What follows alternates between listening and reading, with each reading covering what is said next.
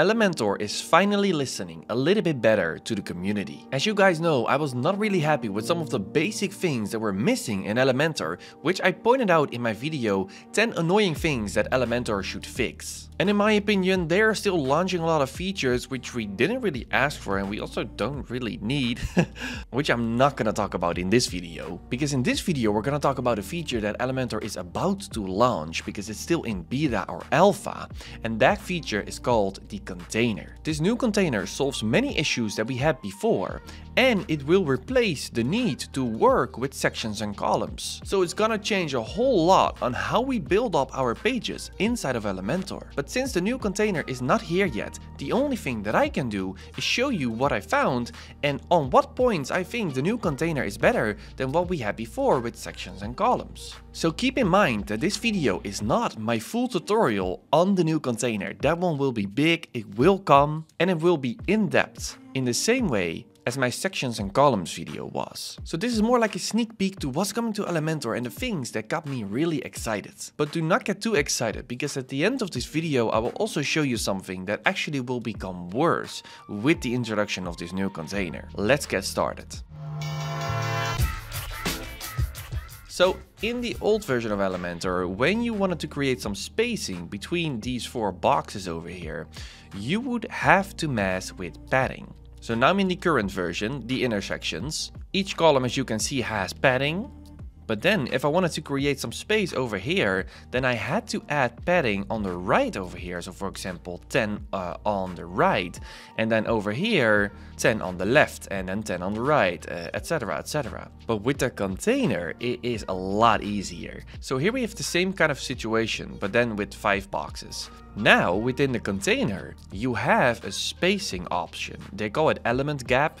Which makes sense because a container is an element, but also a widget is an element. So you can click on your outer container and then define the element gap so you don't have to mess with margin over here, which is super nice. The default, by the way, is 20, and you can even work with percentages if you want. With columns, it wasn't possible to make them clickable. You would only have these options over here, but not a way to make it a link.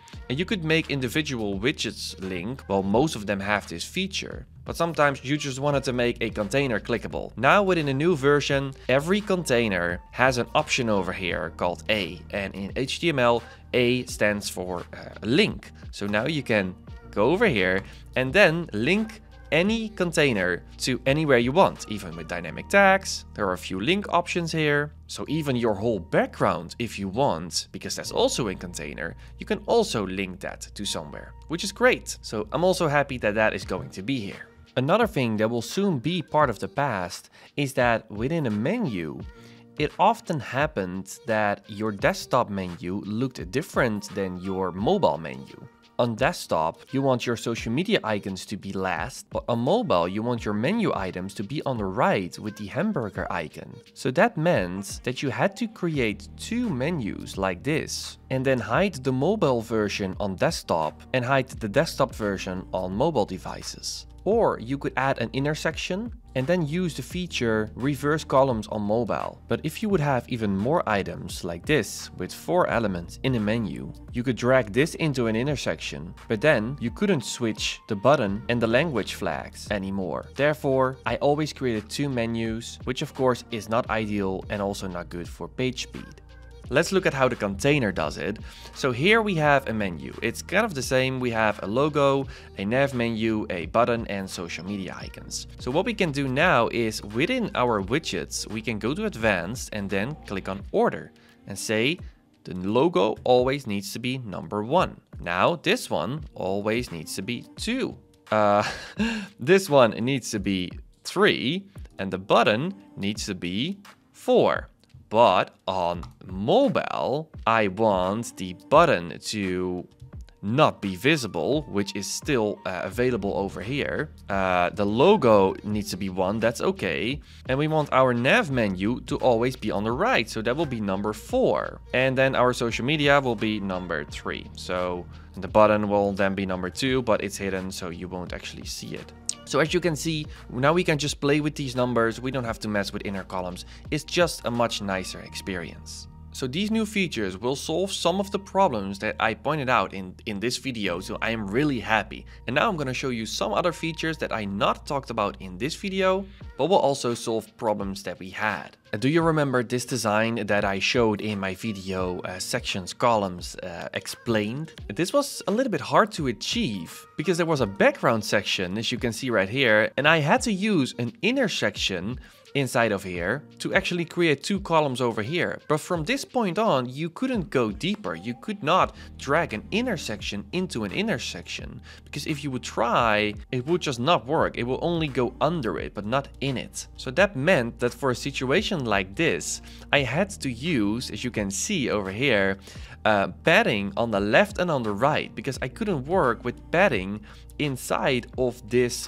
white box. And also for these buttons, I had to use a little trick, which is inline auto, in order to put them next to each other. So that's not a really nice workflow. But with the container, we have no limitations. And I'm almost done with this design, and I want to show you the last few steps.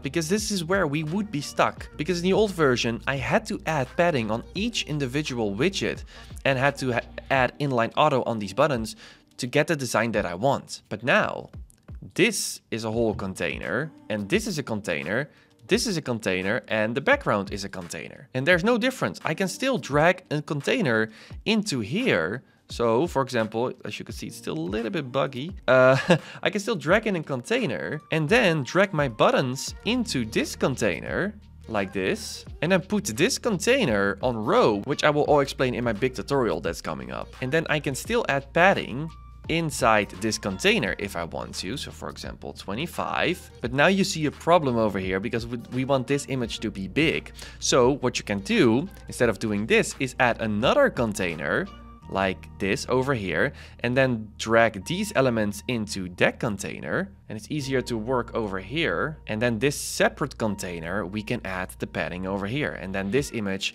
will just stay in the container that is one layer higher. So with this example, I just wanted to show that you can go as deep as you want with containers. It doesn't really matter. I can still drag in containers if I want. So the design possibilities are so much more, and the workflow is just nicer. A small thing that is also nicer is that with a situation like this, you would not be able to add another row of boxes under this, only if you would add another intersection, right? Because intersections could be stacked on top of each other and columns horizontally. But here, it doesn't really matter. You can go vertical, you can go horizontal. It's all possible because I have set this outer container to wrap, and the inner containers over here have a width of a specific pixel value. It looks like a weird number, but it's according to the grid, which I will explain in my upcoming grid video.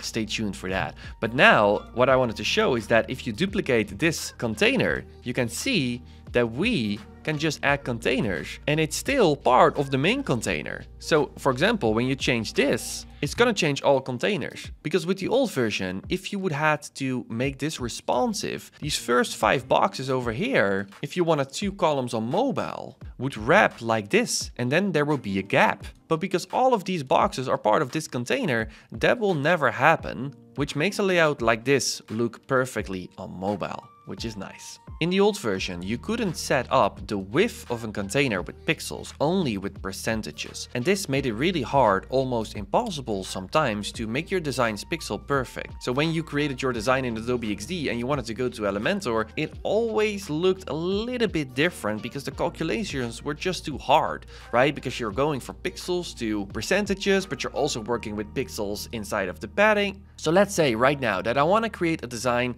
like this. And this design is in the 1140 grid. This first column or container is 550 in width, and this image is 455 in width. Now we can set that up because we're no longer limited to percentages in terms of width. So I've created this section over here with just a simple normal 2-column or 2-container layout, and then drag some images into it. So that's all I've done over here. So now if we want to make this as perfect as our design, we can set up the width of this container. So we're going to put this on 550, And this one, we're gonna put it at 455. And then in your background container, you should set up the justified content on space between, because if you don't do that, then there's no gap. If you use this feature, then everything will be pushed to the sides. And as you can see, now in my design, it's perfect because the spacing between this word, vitae, is 120 pixels. And look at my design, it also breaks at the same word. And if you go to prototyping mode, you can also see that this is also 120 pixels. So this means that we can finally make our designs pixel perfect with the new container. And that makes my designer heart very warm. The last thing that I wanted to point out is page speed, because a lot of people have been complaining about page speed. And before Elementor talked about this new container, I wasn't really focused on page speed because I knew that there was not much that I could do. And yes, there were some tricks that will make your website a little bit faster, but the code of Elementor just wasn't really efficient. And this is also one of the big reasons I think that Elementor is going to make this transition to containers, because it's much more efficient. Because for a design like this, as you can see right here, with a title and 4 columns or 4 containers, it will generate this much code. And now with the new container, that is only this much code, which is a lot less. And with simple layouts like this, which you can achieve with already available widgets like the icon widget, you don't even have to use containers around your widgets. You can just use the widgets, because I found out that a layout like this is possible with just one container. That is really amazing, and that will keep your website fast. But how do you work that efficient? Well, that is actually really hard. I have spent weeks trying to figure out what's the best way to actually do this, but also how to work with a grid. Right? When do you use a container, when not? So that's what I'm also gonna cover in my big tutorial that's coming up about the container, which will be called something like Elementor's Container Explains. So this is great news for page speed, but it is not great news for workflow, and especially for people who do not use a design tool before they go into Elementor. And this makes me a little bit happy and sad at the same time. For me personally, who actually designs first in a design tool like Adobe XD or Figma and then goes into Elementor, this is great because I already know what my design is going to look like before I even touch Elementor. So then looking at my design, I can be like, okay, well, I need a column over here, but I don't need a column over here because I'm using an image. But when you're designing in Elementor, you don't know how much containers you need. So it will be much harder for people who do not have this workflow. So if you're in camp Adobe XD or Figma, then you will be a little bit better off in the future. Actually, a lot better off, because I believe that a lot of new beginners will struggle if they use Elementor and do not design first in a design tool. But that's a very big topic for another video that I'm gonna make. Guys, I've prepared so much and I've waited so long for this container. It's still not here, but I hope that you share my excitement about the limitations that are now just gone. Well, not now because it's not here, but almost, okay? So the upcoming videos are very important. And again, the big tutorial that's coming up will be as in-depth as my sections and columns video. So don't worry, I will help you get started, as always. So if you really don't want to miss the upcoming videos, turn on your notifications. I almost never ask for this, but this is a great moment because these videos are really important if you're working with Elementor. And that's actually all for now. Thank you for watching.